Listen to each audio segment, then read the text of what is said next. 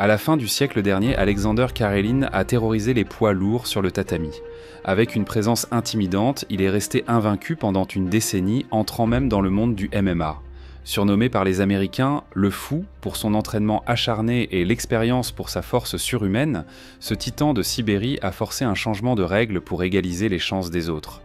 Rejoignez-nous aujourd'hui pour découvrir l'histoire du Russe Urso, l'un des athlètes les plus incroyables de tous les temps. Je suis Julio et vous êtes sur Pur Combat. N'oubliez pas de vous abonner pour suivre nos histoires épiques.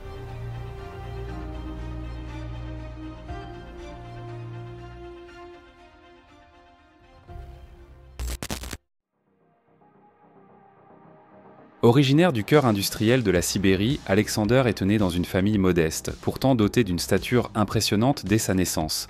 À 12 ans, bien plus grand que son père, il pesait déjà 80 kg et découvrait la lutte gréco-romaine. Ni la fracture sévère à la jambe subie à l'entraînement, ni les supplications de sa mère qui brûla son uniforme ne le détournèrent de ce sport.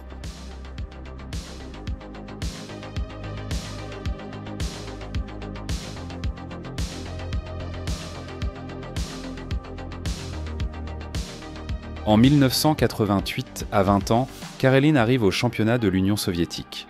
Après avoir traversé plusieurs combats et encaissé une commotion, il affronte le double champion du monde Igor Rostorovski, qui lui avait infligé sa première défaite l'année précédente. Dans cette revanche, sa prise et son levier inversé deviennent une signature, scellant sa victoire par un fall technique.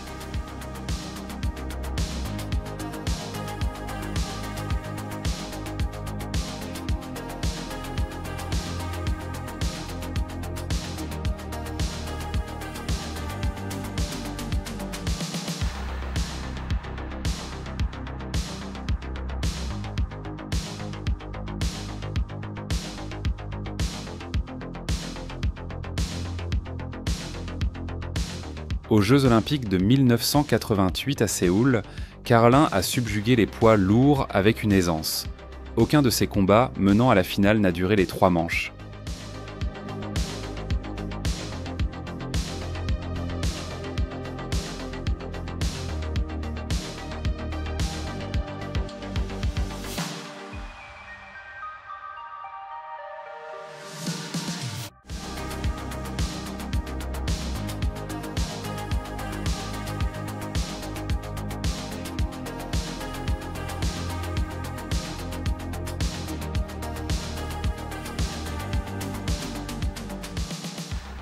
Face à Rangel Guerovski lors du dernier match olympique, malgré un revers initial, Karelin a rattrapé et surpassé son adversaire pour devenir le plus jeune champion olympique de la catégorie.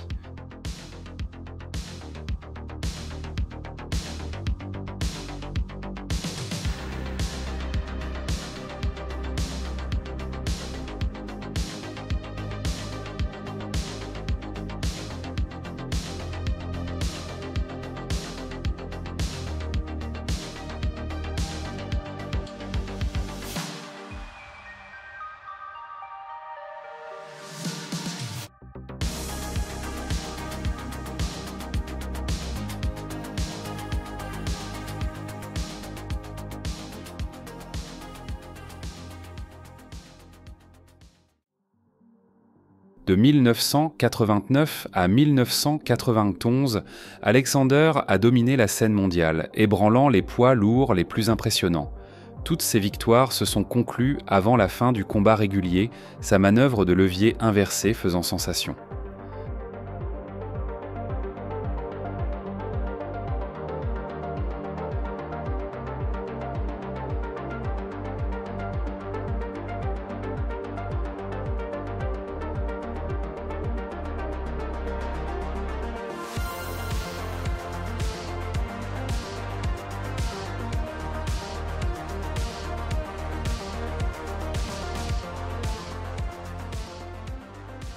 Détenteur de titres européens et mondial à 3 reprises, Karelin a renforcé sa légende à Barcelone en 1992.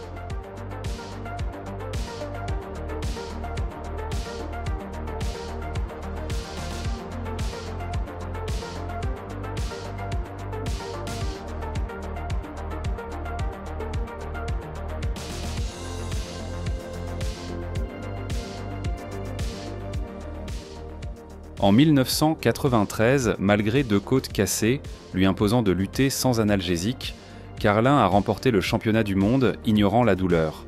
Ses exploits se poursuivent jusqu'à ce que l'épuisement le rattrape lors de l'Olympiade 1996.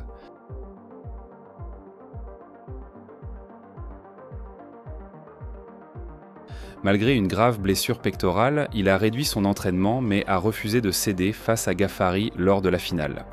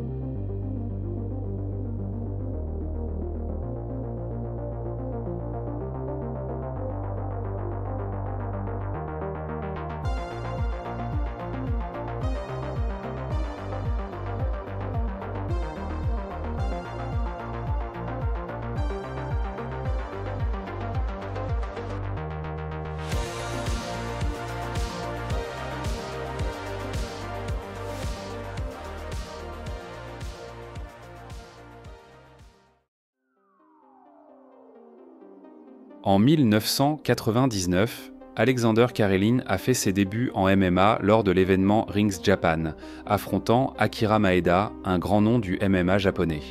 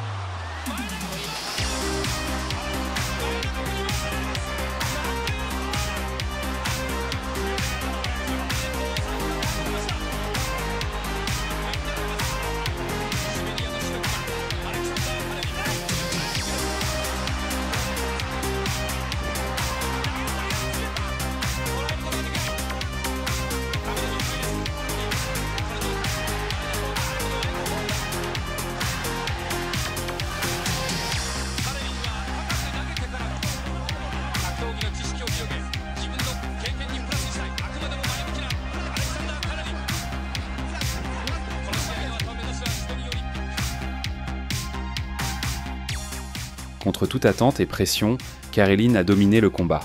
Sa victoire par décision unanime a prouvé que même dans un domaine différent, sa maîtrise et sa force restaient inégalées. L'invincible lutteur avait montré qu'il pouvait conquérir de nouveaux territoires avec la même domination que sur le tapis de lutte.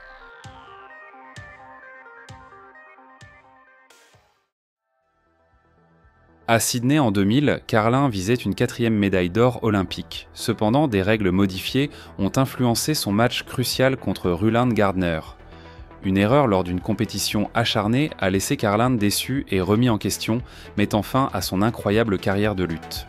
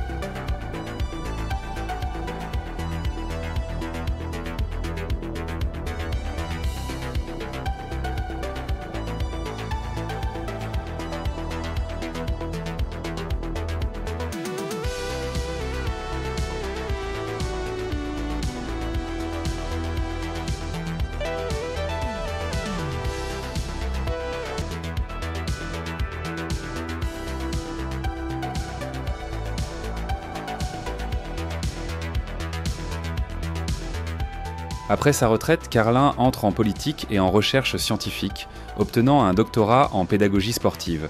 Aujourd'hui, loin du fou qu'il était, il écrit des poèmes et inspire de jeunes lutteurs lors de tournois.